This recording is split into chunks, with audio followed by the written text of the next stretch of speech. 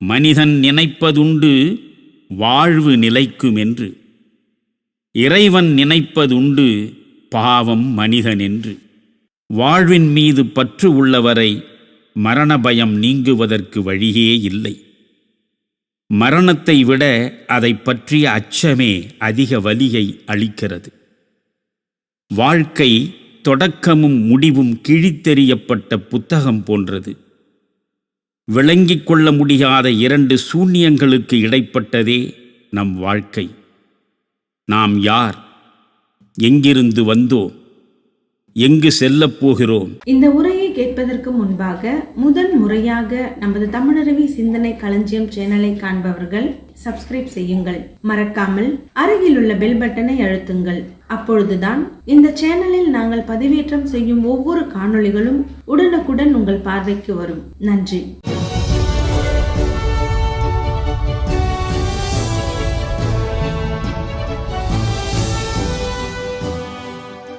கவியரசர் கண்ணதாசனின் திரைப்படப் பாடல்களில் சிலவற்றை மட்டும் தேர்ந்தெடுத்து அவற்றின் அடியாழம் வரை ஆய்வு செய்து நான் அளிக்கக்கூடிய உரைகளை கேட்டு மகிழும் நேயர்கள் அனைவருக்கும் என்னுடைய அன்பையும் நன்றியையும் முதலில் காணிக்கையாக்குகிறேன். இன்று ஒரு புதிய பாடலோடு உங்கள் முன்னால் நான் பேச இருக்கிறேன்.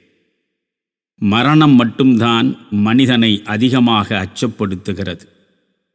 மரணத்தின் வருகையால் வாழ்வில் அடைந்த அனைத்தையும் ஒரு கணத்தில் இழந்துவிடக்கூடும் என்ற கவலையே அந்த அச்சத்திற்கான அடித்தளம். இறந்த பின்பு எவற்றை அடைவோம் என்றறிய முடியாத மனித இனம் இறக்கும் நிலையில் எவற்றையெல்லாம் இழக்கப் போகிறோம் என்பதை நினைந்து வருந்துகிறது. மண்ணில் நாம் வந்தபோதே மரண நிழல் நம்மீது படிந்து விடுகிறது. வாழ்க்கை இறுதி நாள் வரை இறப்பை எதிர்நோக்கும் துயரமாகவே நீடிக்கிறது. இரு கரைகளுக்கு இடையில் நடக்கும் நதியைப் போன்றே பிறப்புக்கும் இறப்புக்கும் இடையில் நம் வாழ்க்கை நடக்கிறது. விழிப்புணர்வு இருக்கும் வரைதான் வாழ்க்கை. அதை நம்மிடமிருந்து முற்றாக பறிப்பதுதான் மரணம். மரணம் மட்டும் இல்லை என்றால் இங்கே மனிதரிடையே மதங்களுக்கே வேலையில்லை. மரணம் குறித்த அச்சமும் மரணித்த பின் என்ன நேரும் என்ற திகைப்பும் தான் மனிதரிடையே மதச்சிந்தனையை மலரச் செய்தன. வாழ்வின் மீது பற்று உள்ளவரை மரண பயம் நீங்குவதற்கு வழியே இல்லை. மரணத்தை விட அதை பற்றிய அச்சமே அதிக வலியை அளிக்கிறது. வாழ்க்கை தொடக்கமும் முடிவும் கிழித்தெறியப்பட்ட புத்தகம் போன்றது. விளங்கிக் கொள்ள முடியாத இரண்டு சூன்யங்களுக்கு இடைப்பட்டதே நம் வாழ்க்கை. நாம் யார், எங்கிருந்து வந்தோம், எங்கு செல்லப் போகிறோம்? இந்த 3 வினாக்களுக்குமான விடை யாரிடமும் இல்லை. இங்கு நாம் வந்திருக்கிறோம் என்றால் இதற்கு முன்பு எங்கோ இருந்திருக்கிறோம். தெரிந்ததிலிருந்து தெரியாததை நோக்கியும் அறிந்ததிலிருந்து அறியாததை நோக்கியும் மரணம் நம்மை அழைத்துச் செல்ல வருகிறது. வாழ்க்கை யாருக்கு அதிகமான கவர்ச்சியுள்ளதாக தோன்றுகிறதோ அவர்களே மரணத்திற்கு அதிகமாக அஞ்சுகின்றனர். எதிர்கால கனவுகளே மனிதரை வாழத் தூண்டுகின்றன. செத்துப்போனால் எதிர்காலமே இல்லாமல் போய்விடும். நம் மண்ணில் தோன்றிய ஞானிகள் 3000 ஆண்டுகளுக்கு முன்பே மரணத்துக்கு பிந்தைய வாழ்வு பற்றி சிந்தித்து பதிவு செய்துள்ளனர். எல்லோரையும் விட நம் போக்கை யமனே முதலில் அறிந்து வைத்திருப்பவன். அவனுடைய பாதையை யாராலும் அழிக்க முடியாது. நம் முன்னோர் சென்ற பாதையில்தான் எல்லா உயிர்களும் செல்லும் என்கிறது ரிக்வேதம்.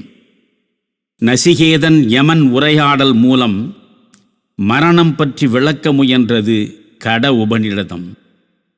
மேலே எழுவது கீழே விழும், வளர்ச்சி பெறுவது வீழ்ச்சி அடையும், ஒன்றாகச் சேர்வது பின்னாளில் பிரியும், பிறந்தவை அனைத்தும் மரணத்தை அடையும் என்கிறது மகாபாரதம். உயிரினங்கள் நாள்தோறும் யமனுலகம் சென்று கொண்டே இருப்பதை பார்த்தும் மனிதர்கள் தங்களுக்கு மரணமில்லாதது போல் நற்கதியை அடையும் முயற்சியின்றி வாழ்நாளை கழிப்பதுதான் இந்த உலகின் மிகப்பெரிய ஆச்சரியம் என்று யட்சனிடம் தருமன் கூறுவதாக மகாபாரத வனபர்வம் குறிப்பிடுகிறது. மரணம் பற்றி மிக தீவிரமாக சிந்தித்தவர் புத்தர். மரணம் குறித்த சிந்தனையின் மூலம் வாழ்வு பற்றிய விழிப்புணர்வை பெருகச் செய்த ஞானி அவர். புத்தரிடம் சந்நியாசம் பெறுவதற்கு ஒருவன் வந்தான். முதலில் நீ மயானம் சென்று பிணங்கள் புதைக்கப்படுவதையும் எரிக்கப்படுவதையும் அன்றாடம் கவனி. ஒரு நாள் உன்னையும் மரணம் தழுவிக்கொள்ளும் என்பதை நினைவில் நிறுத்து. சாவு குறித்த சஞ்சலம் நீங்கியதும் சந்நியாசம் பெறுவதற்கு வா என்றார் புத்தர். வாழ்வு மரணம் என்ற இரண்டு எதிர்நிலைகளை பற்றிய பிரக்ஞை மிகவும் முக்கியம். வாழ்வு நிகழ்காலத்தில் நடப்பது, மரணம் எதிர்காலத்தில் வரவிருப்பது. எதிர்காலம் பற்றிய பயத்தில் நிகழ்கால நிஜங்களை நாம் நிராகரிக்கலாகாது. மரணம் இன்றும் வரலாம், ஏன் என்றும் வரலாம். பிறப்புக்கு ஒரு வழி, இறப்புக்கோ பல வழி. மரணம் பற்றி பேசாத மதமே இல்லை. பிறந்தவன் இறப்பதும் இறந்தவன் பிறப்பதும் உறுதி. விலக்கவியலாத விஷயத்தில் வருந்துவது பொருத்தமாகாது என்கிறது இந்துக்களின் பகவத்கீதை. மண்ணிலிருந்து வந்த நாம் மண்ணுக்கே திரும்பிச் சென்றாக வேண்டும் என்கிறது கிறித்துவர்களின் பைபிள். நீங்கள் எங்கிருந்த போதும் உங்களை மரணம் அடைந்தே தீரும். நீங்கள் உறுதியாக கட்டப்பட்ட கோட்டைகளில் இருந்தாலும் மரணம் உங்களை விடாது என்கிறது முஸ்லிம்களின் திருமறை. உபநிடதங்கள், பகவத்கீதை, பிரம்மசூத்திரம் மூன்றும் வேதாந்த தத்துவத்தின் விளக்கங்கள். இந்த மூன்றும் பிரஸ்தானத்ரயம் எனப்படும். இவை மரணத்தோடு வாழ்க்கை பிரவாகம் முடிவதில்லை என்கின்றன. மறுபிறப்பு குறித்து இவை விரிவாக பேசுகின்றன. பழைய ஆடைகளை களைந்துவிட்டு மனிதன் புதிய ஆடைகளை அணிவதைப் போன்றே ஆன்மா பழைய உடலை நீத்து புதிய உடலில் புகுகின்றது என்று சாங்கிய யோகத்தில் பகவத்கீதை பதிவு செய்கிறது. பிறவிகள் தோறும் செய்யும் நல்வினை தீவினை பயனாக மீண்டும் பிறப்பும் இறப்பும் நிகழ்கின்றன. மனிதன் இறந்ததும் புகைப்பாதை வழியாக மேலுலகங்களுக்குச் சென்று தனது புண்ணியத்துக்கு ஏற்ப இன்பங்களை அனுபவித்து புண்ணியம் தீர்ந்ததும் பூமியில் மீண்டும் மனிதனாக பிறக்கிறான் என்கிறது பிரம்மசூத்திரம். பூமியில் நற்கருமங்களைச் செய்து புண்ணியம் சம்பாதித்தவன் நல்ல பிறவியை விரைவில் அடைகிறான். தீய கருமங்களைச் செய்து பாவங்களைச் சுமப்பவனோ இழிந்த பிறவியை எய்துகிறான் என்கிறது சாந்தோக்கிய உபனிஷதம். மரணம் பற்றி நம் திரைப்படங்களில் இடம்பெற்ற பாடல்களில் என் மனதை கவர்ந்த பாடல்கள் 3. ரம்பையின் காதல் படத்தில் மருதகாசி எழுதிய சமரசம் உலாவும் இடமே என்ற பாடலும், நீர்க்குமிழி படத்தில் சுரதா வரைந்த ஆடி அடங்கும் வாழ்க்கையடா என்ற பாடலும், நம் கவிஞர் தீட்டிய போனால் போகட்டும் போடா என்ற பாடலும் எப்போதும் என் நினைவுலகில் நிழலாடக்கூடியவை. இப்போது நாம் கவிஞரின் பாடலை கொஞ்சம் பார்ப்போமா? போனால் போகட்டும் போடா, இந்த பூமியில் நிலையாய் வாழ்ந்தவர் யாரடா என்ற பல்லவியை யாரால் மறக்க முடியும்? வந்தது தெரியும், போவது எங்கே, வாசல் நமக்கே தெரியாது. வந்தவரெல்லாம் தங்கிவிட்டால் இந்த மண்ணில் நமக்கே இடமேது என்று அடுத்து வரும் சரணத்தில் வாழ்வின் தன்மைகளை கற்றறியா பாமரரும் எளிதில் புரிந்து கொள்ளும் வண்ணம் விளக்குவதற்கு கண்ணதாசனைப் போல் வேறு யாரால் இயலும்? இரவல் தந்தவன் கேட்கின்றான், அதை இல்லை என்றால் அவன் விடுவானா? உறவைச் சொல்லி அழுவதனாலே உயிரை மீண்டும் தருவானா? என்ற கவிஞரின் தத்துவச் சிந்தனையில் பட்டினத்தாரை பார்க்க முடிகிறது.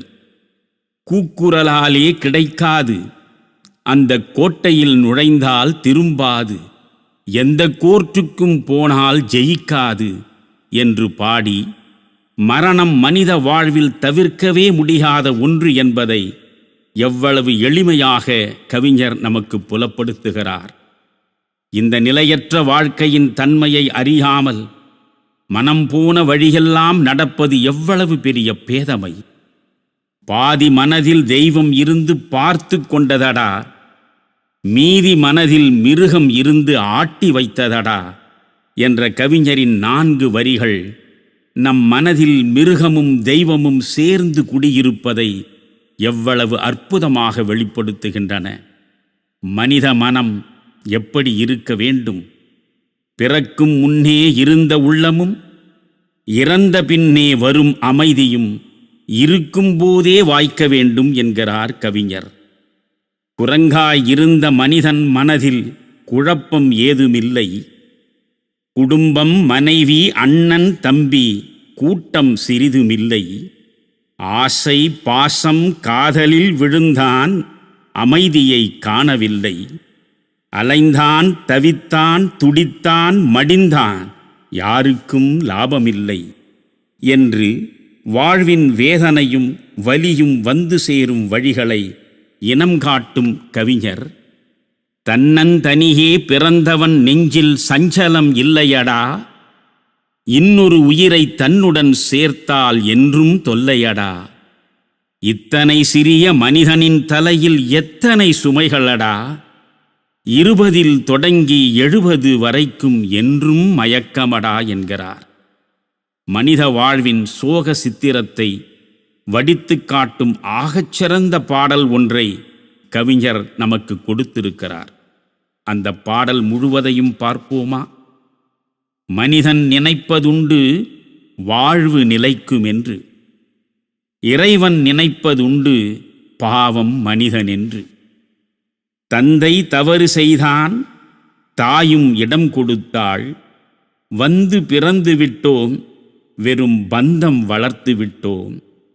மனது துடிக்கின்றது, மயக்கம் வருகின்றது, அழுது லாபமென்ன, அவன் ஆட்சி நடக்கின்றது.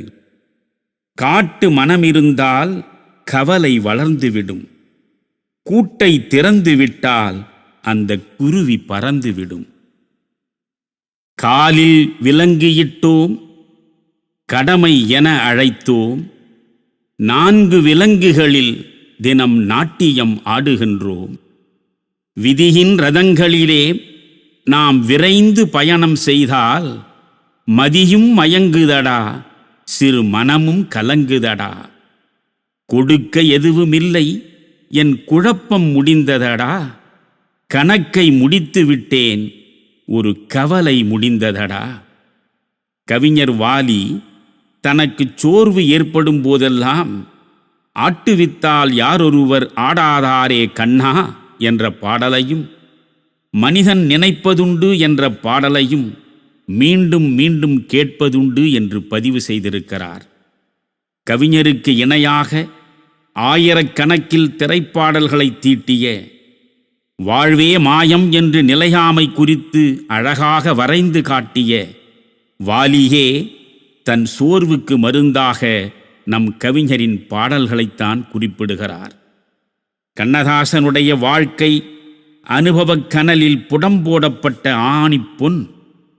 அவருடைய தத்துவ தரிசனத்திற்கு காரணமே அவர் பட்ட தழும்புகள்தான்.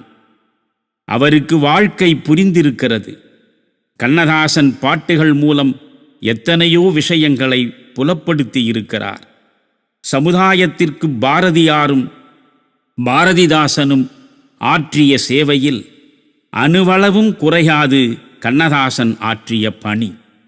அனுபவத்தை பாட்டாக எழுதுவதில் அவரை மிஞ்ச யாரும் இல்லை. பல சந்தர்ப்பங்களில் அப்படி அவர் எழுதி என் வருத்தங்களுக்கும் வேதனைகளுக்கும் அவருடைய பாடல்களை கேட்பதன் மூலம் நான் வடிகாலை தேடிக்கொண்டிருக்கிறேன் என்று நானும் இந்த நூற்றாண்டும் என்கிற நூலில் மனம் திறக்கிறார் வாலி. இளமையும் நில்லா, யாக்கையும் நில்லா, வளவிய வான் பெரும் செல்வமும் நில்லா என்கிறது மணிமேகலை. ஒரு நாள் நமக்கு மரணம் வாய்த்துவிடும் என்பதை உணர்ந்து நாள்தோறும் நல்வினை ஆற்றுவதே நமக்கான கடமை. இதை உணர்த்துவதற்காகவே தொல்காப்பியர் தொடங்கி கண்ணதாசன் வரை வாழ்க்கை நிலையாமையை வலியுறுத்தினர். இறுதியில் மரணச்சாலையில்தான் நாம் சென்று சேருவோம். அது என்று என்பதுதான் நாம் அறிய முடியாத ஒன்று. இறப்பே இந்த உலக வாழ்வின் இறுதி எல்லை. இதைத் தவிர வேறெதுவும் உறுதி இல்லை. மரணம் அனைத்தையும் அழித்துவிடும். வாழ்க்கை இலை உதிர்வது போல் உதிர்ந்துவிடும். ஒவ்வொரு மூலத்திற்கும் ஒரு முடிவு தவிர்க்க முடியாதது. சருகுகளே இல்லாவிடில் புதிய தளிர்களுக்கு யார் இங்கே பூபாலம் பாடுவது? கரையே இல்லாத கடலை காணக்கூடுமா? முடிவே இல்லாமல் நதி ஓடக்கூடுமா? கரை இல்லாத கடலும் முடிவில்லாத நதியும் மூல தர்மத்திற்கு முரணானவை அல்லவா? மரண பிரஜை மட்டும் மனிதனுக்கு இல்லாவிடில் அத்தனை நியாயங்களும் அன்றாடம் சிலுவையில் அறையப்படும். பூவின் மரணத்தில் காயின் ஜனனம், காயின் மரணத்தில் கனியின் ஜனனம், கனியின் மரணத்தில் விதையின் ஜனனம். ஒன்று உரமானால் இன்னொன்று உருவாகும். கூண்டு திறப்பது பறவையின் விடுதலைக்கு. மரணம் நம் கூண்டின் கதவை திறக்க வருகிறது. எவ்வளவோ சுவாரஸ்யங்கள் இருந்தாலும் இந்த உலகம் ஒரு மோசமான சிறைதான். எதிலும் முடிவு கிடையாது என்கிறது ஜென் தத்துவம். It is finished, so it begins என்கிறது அது. அது முடிந்து விட்டது, அதனாலேயே அது துவங்குகிறது என்ற ஜென்னின் தத்துவ சிந்தனையை நம் சிந்தனையில் நிறுத்துவோம். பிறந்ததும் மூத்து முதிர்ந்ததும் பிணிப்பட்டு இறங்குவதும் இறுதியில் சாவை அடைவதும் தான் நம்முடைய வாழ்க்கை என்றாகிவிட்டது. பழுத்த இலை கிளையை வாழ்த்தி உயிர் கொடுத்த மரத்துக்கு நன்றி தெரிவித்து உதிர்வதைப் போன்றே நாமும் இந்த மண்ணிலிருந்து விடைபெற வேண்டும். இருப்பதற்கென்றுதான் வருகிறோம், ஆனால் இல்லாமலே போகிறோம் என்றார் கவிஞர் நகுலன். மனிதன் நினைப்பதுண்டு வாழ்வு நிலைக்குமென்று, இறைவன் நினைப்பதுண்டு பாவம் மனிதனென்று என்ற கவிஞரின் பாடல் உண்மையில் ஓர் ஆகச்சிறந்த பாடல் என்பதில் ஐயமே இல்லை.